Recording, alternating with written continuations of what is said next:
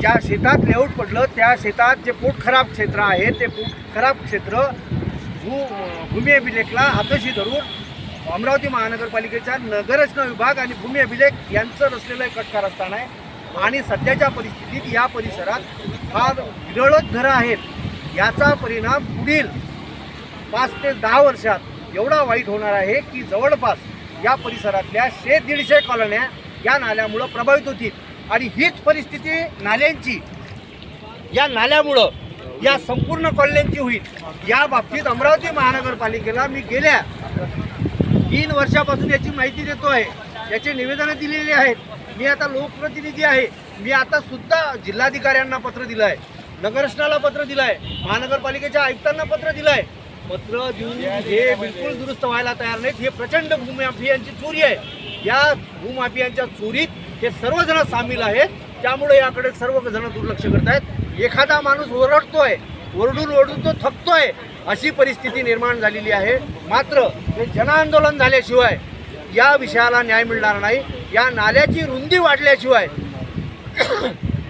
ह्या पूर्ण प्रभावित झालेल्या जेवढ्या 25-30 आजच्या तारखेत जेवढ्या कॉलनी आहेत, ज्या भविष्यात ज्याची कॉलन्यांची निवासी परिसराची व्याप्ती वाढेल आणि याचा परिणाम या सर्वसामान्य लोकांना, ज्या लोकांना माहिती नाही, उन्हाळ्यात हिवाळ्यात घेतलेली जी प्रॉपर्टी आहे ती पावसाळ्यात अशा परिस्थितीत निर्माण होते, हे तेव्हा त्यांना कळेल. आणि याचा भुर्दंड या सर्वसामान्य गोरगरीब माणसांना, आपलं घर बांधणाऱ्या लोकांना पडणार आहे. आज हे माणसं इथं साप, विंचू, विषारी साप आहेत. आणि आज त्या माणसाच्या घरी जर कुणी आजारी पडलं असेल तर कुणीही घराच्या बाहेर निघू शकत नाही, अशी स्थिती आहे. 3 फुटाचं पाणी या कॉलनीत आहे. याला जबाबदार कोण आहे? नगररचना विभाग झोपला होता का याला परवानगी देताना की याचं पाणी कुठे निघेल म्हणून? या गोष्टीला कोण पाहणार आहे, कोण जबाबदार आहे? महानगरपालिकेचा नगररचना विभाग, भूमी अभिलेखनी केलेल्या चुक्या आणि जिल्हाधिकाऱ्यांनी दिलेली याला परवानग्या, याला सर्वस्वी जबाबदार हे महानगरपालिकेचं प्रशासन, महसूल विभागाचं प्रशासन, भूमी अभिलेखचं प्रशासन जबाबदार आहे. आणि उद्या होणाऱ्या या लोकांची वित्तहानी, जीवितहानी, याला सुद्धा जबाबदार हेच नालायक लोक राहतील.